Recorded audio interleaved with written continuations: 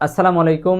SSC দাখিল 26 আমাদের 60 দিনের মাস্টার প্ল্যানের আজকে হচ্ছে 30তম দিন তথা আমাদের দ্বিতীয় লেয়ার শেষ হচ্ছে। আমরা 15 দিন করে 60 দিনের মাস্টার প্ল্যানকে 4টা লেয়ারে ভাগ করেছিলাম। 15 দিনে একটা লেয়ার শেষ হয়েছিল, আজকে দ্বিতীয় লেয়ার শেষ হচ্ছে এবং আগামীকাল থেকেই আমরা কিন্তু নতুন উদ্যমে শুরু করব। আমাদের মাস্টার প্ল্যানের মূল এজেন্ডা বা মূল সিস্টেমটাই কিন্তু তৃতীয় 15 দিন থেকে মানে 31তম দিন থেকে শুরু হবে। তো আমরা আমাদের মিশনের অংশ হিসাবে 30তম দিনে মানে আমাদের দ্বিতীয় স্লাইডের শেষের দিকে শেষ দিন আমরা যে পড়াগুলো পড়বো সেটা হচ্ছে রিভিশন দিব। আমি আপনাদেরকে আগেই বলেছি রিভিশন রিভিশন রিভিশন, পড়ালেখার সবচেয়ে গুরুত্বপূর্ণ এলিমেন্ট হচ্ছে রিভিশন। আমি এই 30 দিনে যা পড়লাম, 15 দিনে যা পড়লাম সেটাকে আমাকে রিভিশন দিতে হবে। রিভিশন না দিলে আমার পড়াগুলো আমার মেধা থেকে আমার মানে ব্রেন থেকে হারিয়ে যাবে। এজন্য কি করতে হবে, আমাকে 15 দিনের বিগত 15 দিনের যে পড়াগুলো ছিল দ্বিতীয় লেয়ারে সেটা আমাকে রিভিশন দিতে হবে।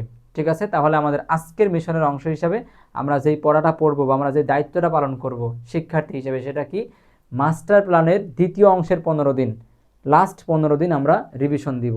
ঠিক আছে, এবং এই রিভিশন শেষ হয়ে গেলেই কিন্তু আমরা 31তম দিন থেকে আমাদের পড়াশোনা নতুন উদ্যমে শুরু হবে এবং এত স্পিডে শেষ করব আমরা, এবং আমরা এত গোছালো প্রস্তুতি গ্রহণ করব এবং মাস্টার প্ল্যানগুলো পরবর্তী সেগমেন্টে এত সুন্দর করে সাজাবো যে আমরা ওই মাস্টার প্ল্যানের পড়াগুলো পড়েই কিন্তু 100% প্রস্তুতি নেওয়া আমাদের পক্ষে সম্ভব হয়ে উঠবে ইনশাআল্লাহ। তো আমরা নতুন উদ্যমে, নতুন আশা নিয়ে, নতুন স্বপ্ন নিয়ে আমরা সামনের দিকে পথ চলা শুরু করব 31তম দিন থেকে। ঠিক আছে, তো আজকে আমাদের যে দায়িত্ব সেটা হচ্ছে 1 থেকে 30 বা 16 থেকে 30 এই ডেটের পড়াগুলো আমাদেরকে রিভিশন করতে হবে। রিভিশন না দিলে যা পড়লাম সেটা একদম মানে হয়ে যাবে, নিষ্ক্রিয় হয়ে যাবে, কোনো কাজে লাগবে না।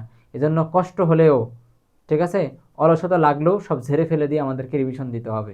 ঠিক আছে, রিভিশন শেষ করে আগামীকাল থেকে তথা 31তম দিন থেকে আমরা নতুন উদ্যমে আমাদের নতুন মাস্টার প্ল্যানের নতুন অংশ আমরা নিয়ে হাজির হব এবং নতুন করে পড়াশোনা শুরু করব। আল্লাহ সবাইকে সাহায্য করুক। আপনারা আপনাদের সকল শক্তি, সকল মনোবাসনা, সকল প্রকার সক্রিয়তা দিয়েই পড়াশোনা শুরু করে দিন। ইনশাল্লাহ আমরা সফল হব। আল্লাহ আমাদেরকে সাহায্য করবেন। আসসালামু আলাইকুম রহমতুল্লাহ।